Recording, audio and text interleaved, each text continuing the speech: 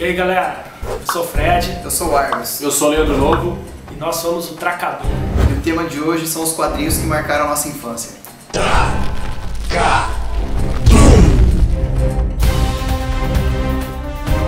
A gente separou aqui alguns quadrinhos que por algum motivo marcaram quando a gente era molecão. E eu vou começar aqui falando de um negócio muito bacana, que é o Pequeno Ninja. Eu tinha 7 anos de idade quando eu comecei a ler isso. Isso é o da época, tá? E por que que ele me marcou? Era um misto, cara. Não era ainda gibi de super-herói, mas não era aquela coisa de Turma da Mônica, de DuckTales, né? Aquela pegada. Então, foi, vamos dizer assim, o que me abriu para o mundo de quadrinhos de herói, né? E era um negócio que era publicado por uma editora que fazia livros de aula de artes marciais. E foi um personagem que eles criaram como uma maneira de estimular as crianças às artes marciais. I will honor the code, Father. The final hour.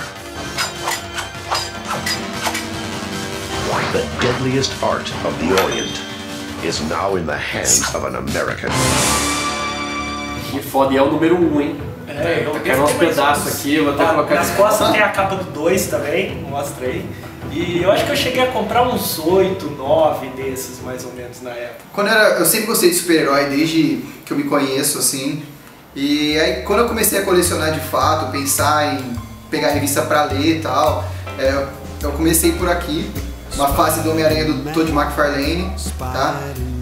Com certeza o que me chamou a atenção foram os desenhos. O jeito que o McFarlane desenhava o Homem-Aranha era, assim, novidadíssima. Não, e essa capa é famosíssima. A gente tem várias releituras aí dessa capa com outros uniformes do Homem-Aranha. O já foi desenhado assim, teve uma aranha com uniforme negro também. Tiveram algumas outras revistas que saíram na época, tipo Homem-Aranha e Wolverine. Essas revistas meio que entraram no vácuo dessa. Com certeza. Do Aranha do McFarlane, assim. E o Homem-Aranha e o Motoqueiro Fantasma. Então tinha tava na moda ainda essa época de os anti-heróis e tal, e é legal, é interessante nessas revistas que o Homem-Aranha ele começa a contestar um pouco tanto a atuação dos anti-heróis, do Motoqueiro Fantasma principalmente, que é o primeiro encontro, e no Wolverine ele começa a refletir um pouco que será que ele tá se tornando uma coisa parecida com eles. Bom, o Argos falou que ele gostava de herói quando ele era criança, né? Ele sempre se interessou. Eu já era diferente, eu gostava de monstro quando eu era criança, entendeu? Tanto é que o primeiro gibi que eu lembro, assim, de ter, cara, é esse daqui, ó. Monstro do Pântano, cara, do Super Power, cara. Eu não sei o que meu pai pensou em dar um gibi desse pra mim. Here's Johnny! Não, sabe o que eu não tenho de engraçado? Mostra as costas dele.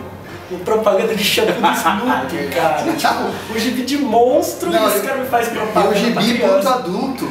Só que aí, só por ser gibi era direcionado pra criança. Exatamente, era a fase do Alan Moore, isso aqui, cara. É assim, é violentíssimo, é terrorzão. Cara, isso aqui vendia normal pra criança, cara. Você vê que hoje em dia a molecada, né? Quantos anos você tinha? Leite com pera. Eu tinha 5 anos de idade, cara. Pra quem se interessar, tá? Essa fase tá sendo relançada agora pela Panini. Um encadernado foda pra caralho, assim. Papel peca um pouco porque é papel jornal, mas...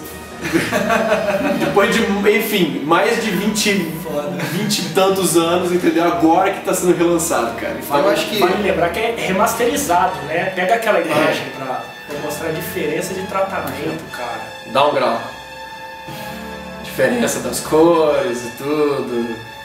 Tem um desenho aqui em cima do monstro aqui, não tem. Isso aí provavelmente foi cortado por alguma censura, coisa assim. Sabe, eu acho que vale falar uma coisa interessante, que o Alan Moore pegou o Monstro do Pântano e reinventou ele nessa fase, né?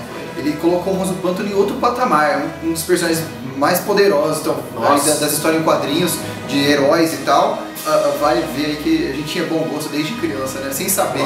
Sem saber. Sem saber. Quem diria que eu tava aqui com uma das fases mais aclamadas dos quadrinhos até hoje. Dando sequência aí, faltou um gibi que eu queria mostrar, cara, mas eu não tenho mais. Que foi um gibi do Thor.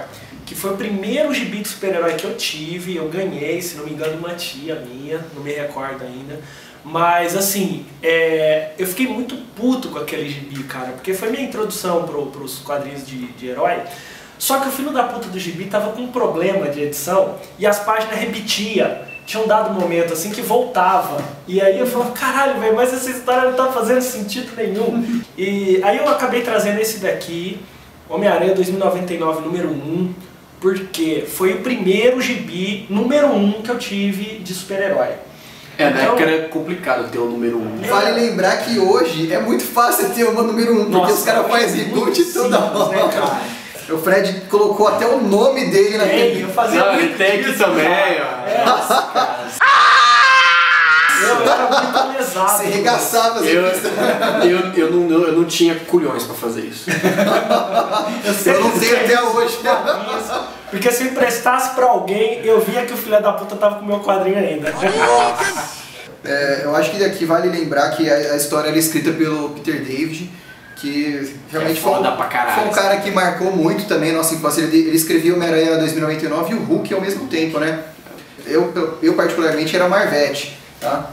De moleque, então eu tava naquela época de X-Men, aí eu já fui pro Homem-Aranha e tal. Hoje eu leio de tudo, mas nessa época eu acho que eu só comprava Marvel, cara. Eu lia muito Homem-Aranha porque eu era adolescente, entendeu? Depois que eu cresci eu não leio mais Homem-Aranha não. Não, tô zoando, galera. Sei que tem muita gente que curte Homem-Aranha, é zoeira, é brincadeira. Não, mas sério, cara, Homem-Aranha eu acho que me construiu uma base assim, de personalidade muito forte. Mas cara, Homem-Aranha, pra quem é adolescente, é o super-herói mais legal. Indiscutivelmente é o mais legal, cara. Eu concordo, eu não tenho como discutir. E o Homem-Aranha é o cara. Os caras falam que o Batman é o cara, mas o Batman é rico, tem tudo na vida. O Homem-Aranha é pobre. É batalhador aí, ó.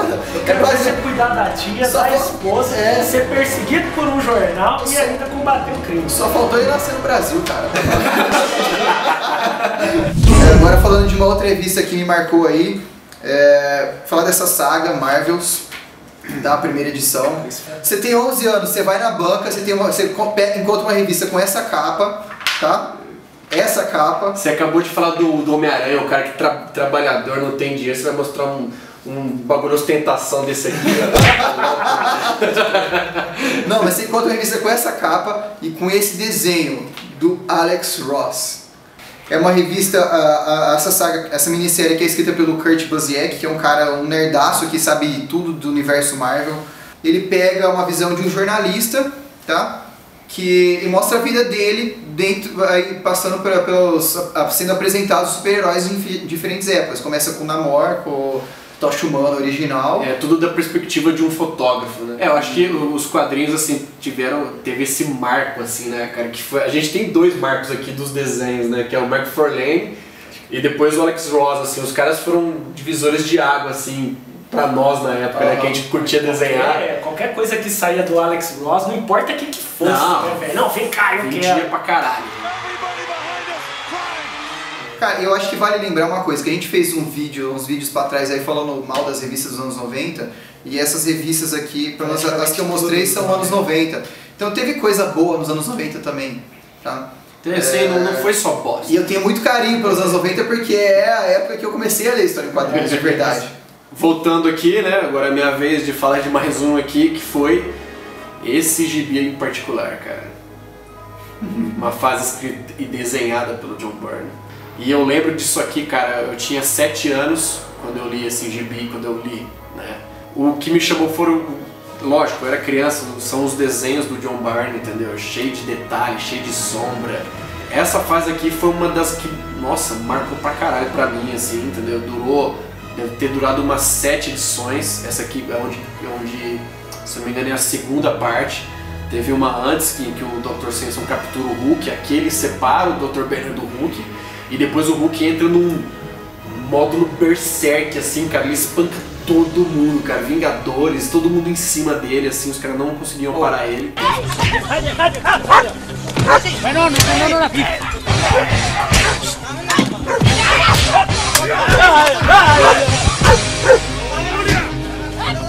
Tem cena dele levando um soco do Hércules, Homem de Ferro, Namor e o Magnum junto. Então, enquanto o Banner tava lá casando com a Beth, ele tava desenvolvendo os caça-Hulk, os Hulkbuster, entendeu? Que foi o que inspirou a armadura do Homem de Ferro que vocês viram no filme, agora recentemente.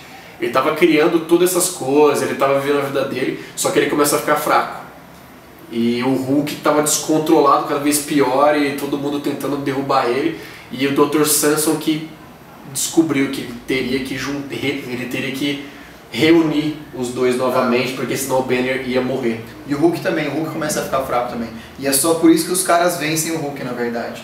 Eu acho que o interessante também é que essa saga, ela culminou no surgimento do Hulk cinza. Que é o Hulk com aquela malícia, ele não é o Hulk selvagem. Lá, né? Mas é uma fase muito da hora do Hulk Não, também. é foda. O Hulk, ele emendou, na minha opinião, ele emendou uma fase foda na outra, assim, cara. Eu também acho. Sabe? Não. Cara, tinha muita revista que a gente queria mostrar aqui. tinha. A gente escolheu mostrar 2 por pessoa só pra falar assim, olha... 40 minutos de vídeo. Nossa, Eu queria ter eu trazido ia os fuder. formatinhos também, mas tá tudo encaixotado. Não então... trouxe Spawn também, que me marcou pra caralho. Tá Sim, aqui, sim. mano.